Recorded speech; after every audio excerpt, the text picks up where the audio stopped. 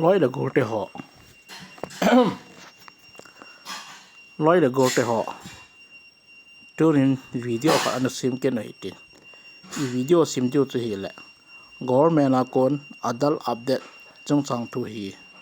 trong cho anh xem hi tin government in thu anh bị đúng rồi tin adult update ngày ho hi bol lo thelo ai hi ta gì chân quay itabang ho cho bol ngai ya itabang ho cho bol ngai lo ham ti in sei điều hin tin adal hung so tilayan anake kap ma so cho mobile number anake pilo document ima ngai lawa anake kap jing the hi chun hi cho cho lo thelawa to he update ngai te te hi ta aban la hi chi ti lawa adang kala khalani jang adal update ngai ding hi ji chun hi cho chu nanga cho update ngai tham ngai lo de ham ti het thein da ning in video han si mai tin a video he ban nei chala na veleu han in muna pana ke boarding the hin tin tu la hi smartphone choi lo be se akyum tapon smartphone choi yo sin in muna nom ta ke board the ta ke check the ta update hi phone a ke board the lo ram ti wa hi ke yang ka he ti pon hi jang la angai lo wang chu phone apana ke va the he ti chu ni sei di hin tin tu na ma sape nin Chroma hin lu no hitin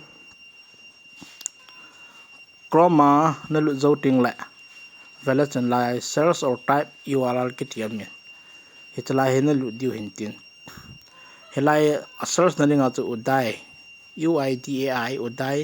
tin type la chen hong kitarong ti ga click la chen helai udai.gov.in kiti kha hong doin hi click kit di hintin hitin na click na hele select your preferred language to enter the website kitin chi hi english hi choose dingotin aji to dang indian dang pa ho hindi kiti ho marathi malay jalam ho he lo di ho ji chen he thei pin ngo english hi ki choose utin ton chi hong do tan helai ga tol to le han update adult kiti min try check up adult update status kitiam min update address in zol adult kitiam kini hi ai lu dio hintin ti ga vele han update demographic data and check status akitin hi click kit le han hi ga me le han welcome to my adult kiti hung doin hi chlai hung tan tin hi lai kha be ga vele han document update kitin click here to upload your proof of identity and proof of address document hi tu pe na hi free hin December date 14 chan hi free hila kilomin hi update ding phan hi a hin la tu nai honi seinum pi no chu update ngai ham ngai la ham na dal ka chu ti thu chung chang a hin hi chen in chun ga kai ga tor su ga kai to kit le han ve su le han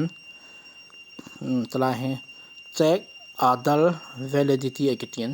helai chi click kin hitin click here kitin chun lai ga me le han tla he intel Adar number intel captcha kitin chi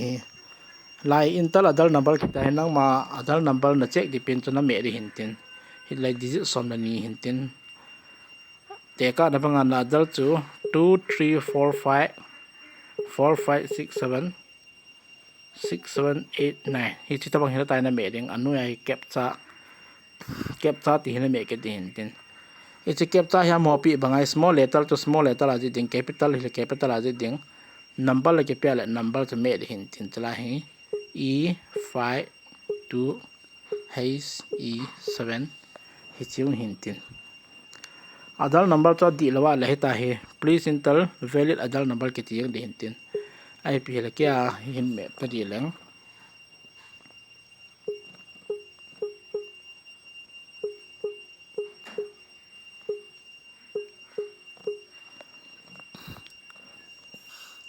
Adar number na be jo phal le process kiti min lai process hi ka me la chen chlai hi chiung heta he ta hung ki ta do a adult verification complete na ki tia hi chi anu ya hi mobile number nu ya hi imal ki je lawal hi chi update ngai ta lo a pha he ta hela hi angai jing ho chu thu chang ki pin tin ga vele han he tia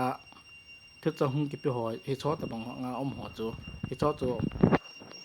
agan thei pe na I ki update diu hin tin address update ngai da ham mobile number hi da ham date of birth hi dam ep dam chu la ki he di pon sang la angai cha cha chu update ni ki bor diu hin tin helai ta hung ki so ho hi update bolowa outing thai ta hi chi update adal na update bol na ringa hi na bor thei lawa hiang la adal ka pho ko ma na ga chia na ga kya update sa di hin tin ichi video in sim lo naw chu hi le adal chu itabang chu update nga ya itabang chu update ngai lam ki I sei me me hin tin yam ta phone apa na eman kya update thei hi le chu all la hin sei ket na hi tin hela tunia ache naring pe ni seo chu hi chan chan na nga taw te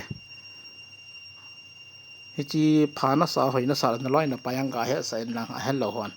amana video da na ko ke bot hin ring ga he sa te chan chu tan te